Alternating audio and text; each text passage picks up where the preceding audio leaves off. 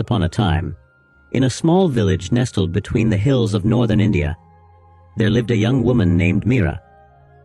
She was 20 years old, with dreams as vast as the sky above her village. Meera lived with her elderly grandmother in a modest mud house with a thatched roof. Their life was simple, but Meera's heart carried ambitions that no one in the village could imagine. The village of Devpur was a place where everyone knew everyone's business. Women gathered at the well each morning, not just for water, but for gossip.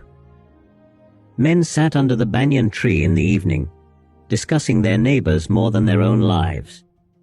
In such a place, keeping a secret was harder than finding gold in the river. Meera worked as a weaver, creating beautiful cotton fabrics on her grandmother's old wooden loom. The work was honest but brought little money. She watched her grandmother's hands tremble as age caught up with her, and Meera's heart ached with the desire to give her a better life. One day, while delivering fabric to the market in the nearby town, Meera saw something that changed her life. A merchant from the city was selling shawls with intricate embroidery that sparkled with tiny mirrors and colorful threads. The prices were 10 times what Meera earned from her plain cotton cloth. Women crowded around the merchant, eager to buy these beautiful pieces. That night, Meera couldn't sleep. An idea had taken root in her mind.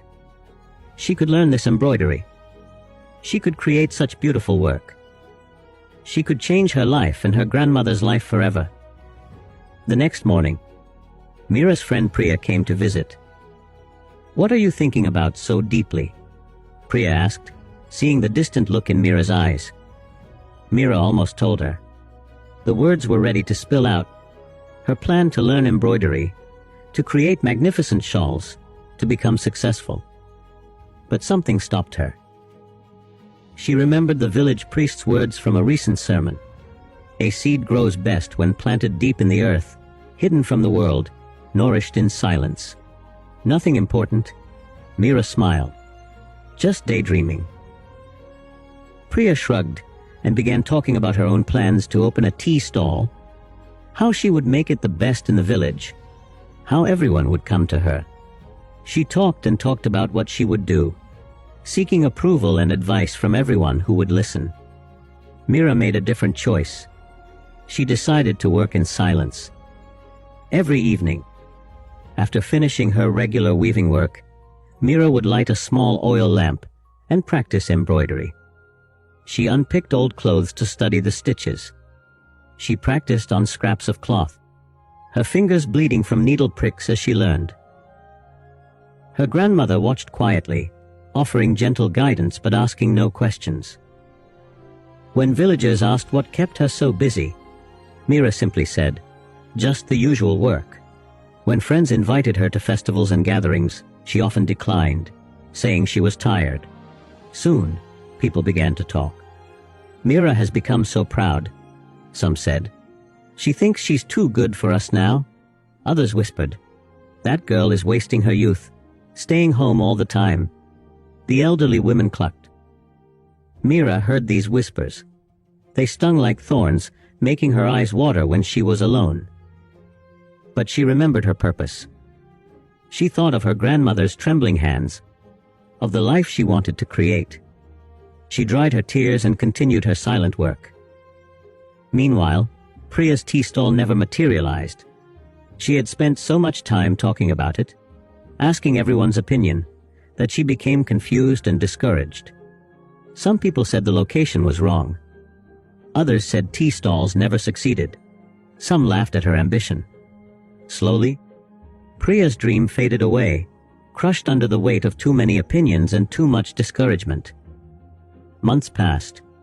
Meera's skill grew with each passing day. Her stitches became finer, her patterns more intricate. She learned to mix colors in ways that made the fabric sing with beauty.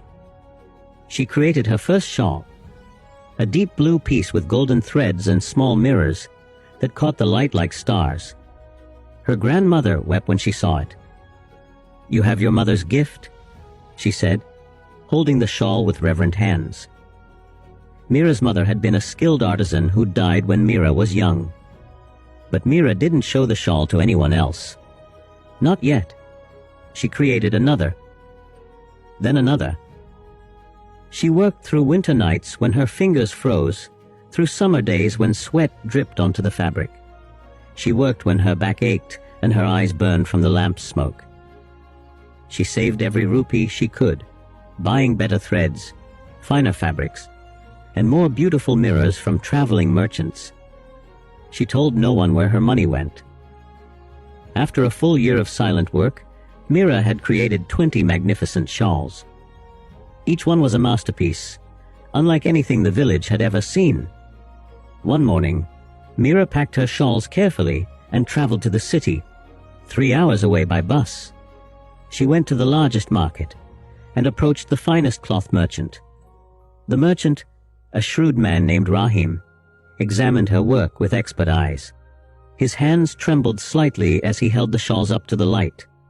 "Who made these?" he asked in disbelief. "I did," Mira said quietly but confidently. Rahim bought all 20 shawls at prices that made Mira's head spin. He immediately placed an order for 50 more. "These will sell in Delhi, in Mumbai, even abroad," he said. "You have extraordinary talent." When Mira returned to Devpur that evening, she carried enough money to build a new house for her grandmother, with money left over to buy the finest loom and materials for her growing business. The next week, workers arrived in the village and began constructing a beautiful brick house where Mira's mud hut had stood. The villagers gathered in amazement. Where did this money come from? They asked. What is happening? They wondered. When the house was complete, Mira invited everyone to see it, in a special workroom.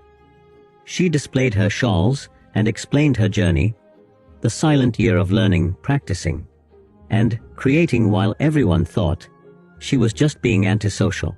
"But why didn't you tell us?" Priya asked, feeling ashamed of the gossip she had spread. Mira smiled gently. "Because plans are like seedlings.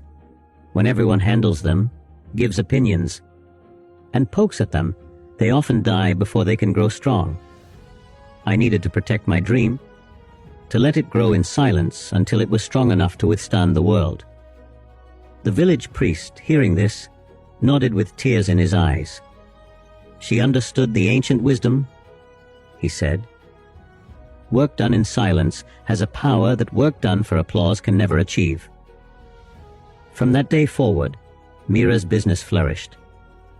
She trained other young women in the village, teaching them not just embroidery, but also the value of silent dedication. Her grandmother lived her final years in comfort and pride. And Mira learned that the greatest success stories are not those announced with trumpets, but those that bloom quietly in the dark, surprising the world when they finally emerge into the light, fully formed, undeniable, and magnificent. The village of Devpur learned an important lesson too, that true achievement requires not an audience, but dedication. Not advice from everyone, but focus from within. Not constant talking, but consistent doing. And sometimes, the best way to make the world listen is to work in silence until your results speak louder than words ever could.